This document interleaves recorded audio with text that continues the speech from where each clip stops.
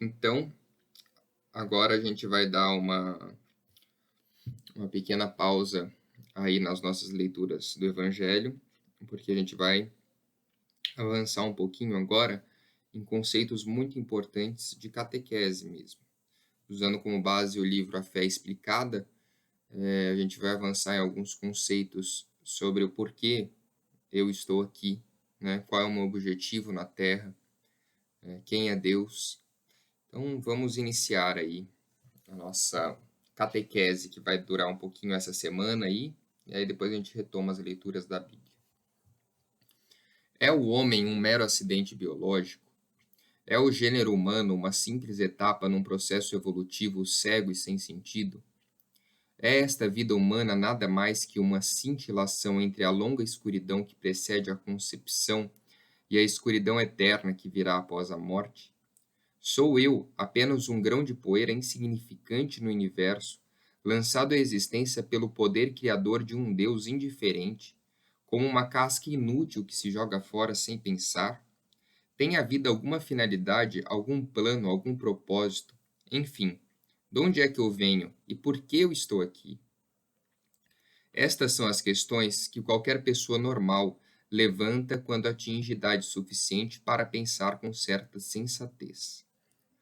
O catecismo da doutrina cristã é, pois, sumamente lógico quando nos propõe como pergunta inicial quem nos criou, pergunta a qual, uma vez respondida, se segue imediatamente esta outra: quem é Deus? Mas, no momento, parece-me preferível adiar a resposta a estas duas perguntas e começar com a consideração de uma terceira. É igualmente básica, igualmente urgente, e oferece-nos um melhor ponto de partida. A pergunta é: para que nos fez Deus? Então, por que nós fomos feitos por Deus, né? Para que nos fez Deus? Há dois modos de responder a essa pergunta, conforme a consideramos do ponto de vista de Deus ou do nosso. Considerando-a do ponto de vista de Deus, a resposta é: Deus nos fez para mostrar a sua bondade, posto que ele é um ser infinitamente perfeito. A principal razão pela qual faz alguma coisa deve ser uma razão infinitamente perfeita. Mas só há uma razão infinitamente perfeita para se fazer alguma coisa: é fazê-la por Deus. Isso é um ensinamento muito bonito. A gente torna as nossas ações perfeitas quando a gente as faz por Deus. Por isso, seria indigno de Deus, contrário à sua infinita perfeição, que ele fizesse alguma coisa por uma razão inferior a si mesmo. Então, aqui é muito perigoso a pessoa, quando ela pensa, ela humaniza Deus. Na verdade, Deus faz as coisas por si. Deus é infinitamente bom e perfeito. Ele é o Deus. Então, tudo que ele faz é para a glória dele, para a sua própria glória. Porque ele é a infinitude da bondade. Essa é a razão lógica. Não é que Deus é soberbo, como alguém possa pensar. A misericórdia de Deus é justamente fazer tudo para a bondade dele. Talvez o compreendamos melhor se o aplicarmos a nós. Mesmo para nós, a maior e melhor razão para fazermos alguma coisa é fazê-la por Deus. Se a faço por outro ser humano, por mais nobre que seja, como alimentar um faminto, e a faço especialmente por essa razão, sem me referir a Deus de alguma forma, faço algo imperfeito, ou seja, só existe perfeição quando existe Deus. Deus é a perfeição. Tudo aquilo que não é feito por Deus é imperfeito. Não é uma coisa má, mas é menos perfeita. Isso seria assim, mesmo que se tratasse de um anjo ou da própria Santíssima Virgem Maria, se prescindissem de Deus. Não existe maior motivo para fazer uma coisa que fazê-la por Deus. E isso é certo tanto para o que Deus faz, como para o que nós fazemos. Ou seja, nós devemos fazer tudo na nossa vida por Deus. E assim nós tornamos as coisas cada vez mais perfeitas. A primeira razão, pois, a grande razão pela qual Deus fez o universo e fez a nós, foi a sua própria glória, para mostrar o seu poder e bondade infinitos. Ou seja, a primeira razão que Deus fez a nós foi para mostrar o seu poder e a bondade infinitos. Deus faz as coisas para a sua glória. Seu infinito poder mostra-se pelo fato de existirmos.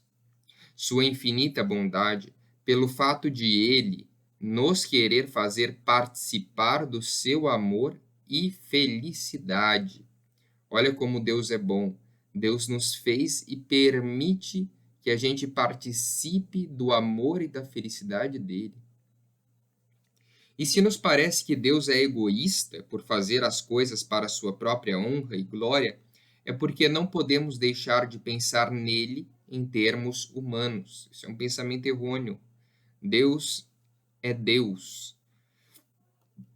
Pensamos em Deus como se fosse uma criatura igual a nós, mas o fato é que não existe nada, nem ninguém, que mais mereça ser objeto do pensamento de Deus ou do seu amor que o próprio Deus.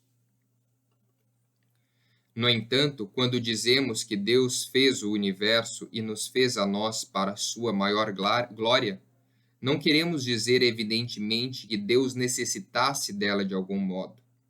A glória que dão a Deus as obras de sua criação é a que denominamos glória extrínseca. É algo fora de Deus, que não lhe acrescenta nada. É como no caso do artista, que tem grande talento para a pintura e a mente repleta de belas imagens. Se o artista projeta algumas dessas imagens sobre a tela, para que a gente as veja e admire, isso não acrescenta nada ao próprio artista. Não o torna melhor ou mais notável do que era.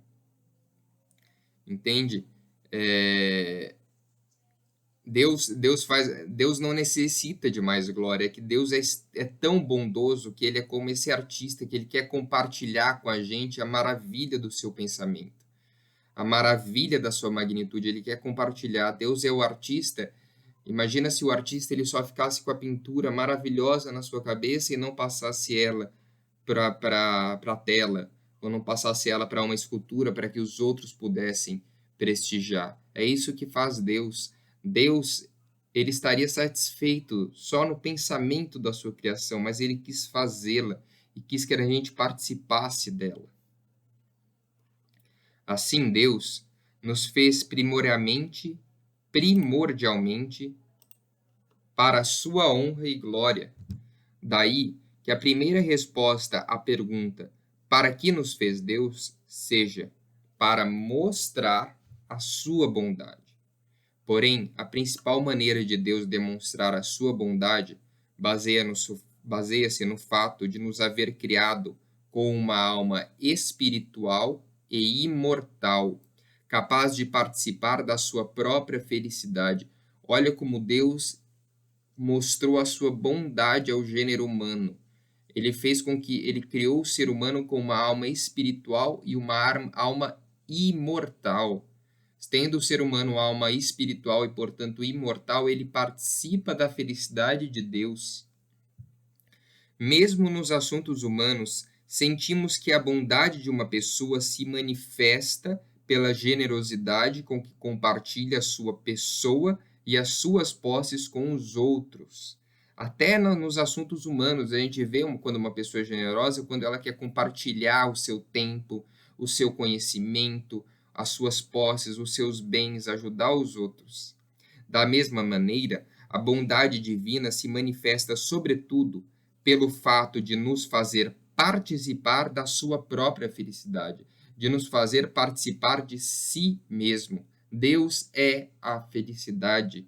E ele é tão bondoso que ele quis fazer com que o ser humano pudesse participar dessa felicidade. Ele nos criou e permitiu que a gente participasse dessa felicidade. O ser humano não é nada sem Deus.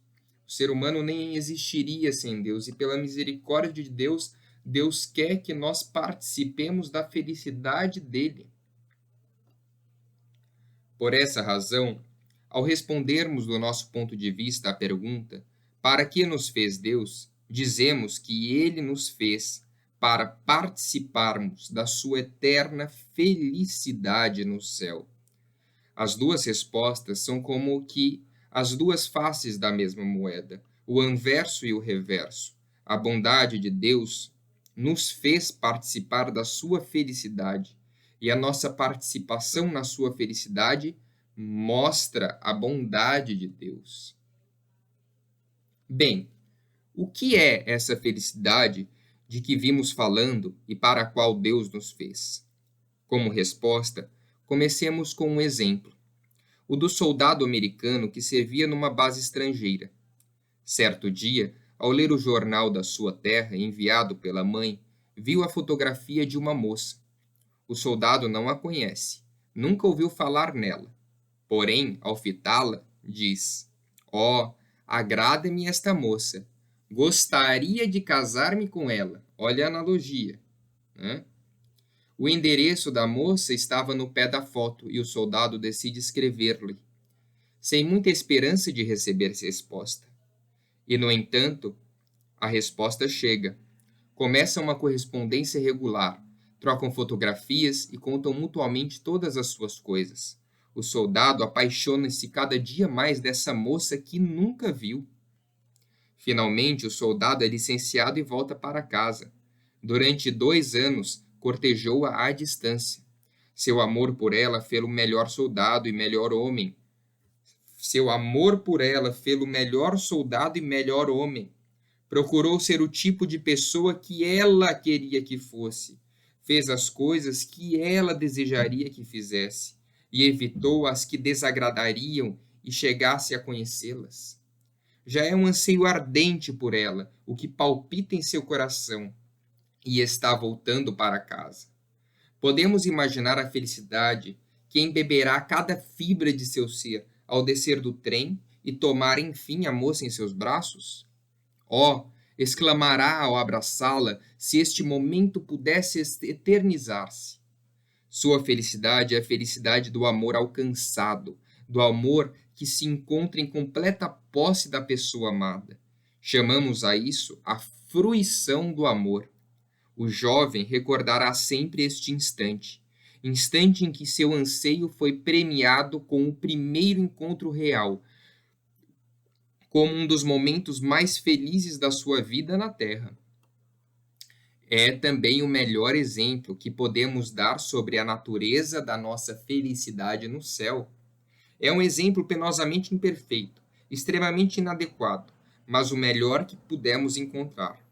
Porque a primordial felicidade do céu consiste exatamente nisto, em que possuiremos a Deus infinitamente perfeito. Possuiremos a Deus infinitamente perfeito e seremos possuídos por Ele, numa união tão absoluta e completa que nem sequer remotamente podemos imaginar o êxtase que dela advirá.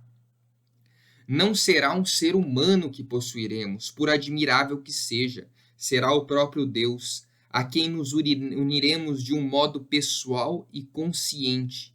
Deus que é bondade, verdade, beleza infinitas. Deus que é tudo, e cujo amor infinito pode satisfazer como nenhum amor na terra todos os desejos e aspirações do coração humano. Conheceremos, então, uma felicidade tão arrebatadora que diremos dela que nem olho algum viu, nem ouvido algum ouviu, nem o coração humano imaginou. Segundo a citação de São Paulo em Coríntios 2, 9, e esta felicidade, uma vez alcançada, nunca se poderá perder, ou seja, não é aquela felicidade que você pensa, isso vai acabar alguma hora, é a felicidade eterna. É a maior felicidade que a gente mal consegue imaginar, de encontrar tudo que é Deus que é bondade, beleza, a beleza infinita, o Pai da verdade, unirmos a Ele e é uma felicidade para sempre, esse contato eterno com Ele. Mas isto não significa que se vá prolongar por horas, meses e anos. O tempo é algo próprio do mundo material perecível. Quando deixarmos esta vida, deixaremos também o tempo que conhecemos. Para nós, a eternidade não será uma temporada muito longa. A sucessão de momentos que experimentaremos no céu, o tipo de duração que os teólogos chamam aevum, não serão ciclos cronometráveis em horas e minutos. Não haverá sentimento de espera, nem sensação de monotonia, nem expectativa de amanhã. Para nós, o agora será a única coisa que contará. Imagina que maravilha! Não se preocupar que vai acabar, não se preocupar com o passado, viver apenas no agora, nesse momento de encontro com Deus. Nisto consiste a maravilha do céu, em que nunca acaba. Estaremos absortos na posse do maior amor que existe, diante do qual o mais ardente dos amores humanos é uma pálida sombra. E nosso êxtase não será perturbado pelo pensamento de que um dia terá que acabar, como ocorre com todas as felicidades terrenas, porque aqui na Terra a gente sempre sabe que a felicidade um dia acaba na Terra. Um dia a gente morre, um dia vem a tristeza, a felicidade sempre é perene na Terra. Não, lá esse êxtase, essa felicidade, ela nunca vai acabar.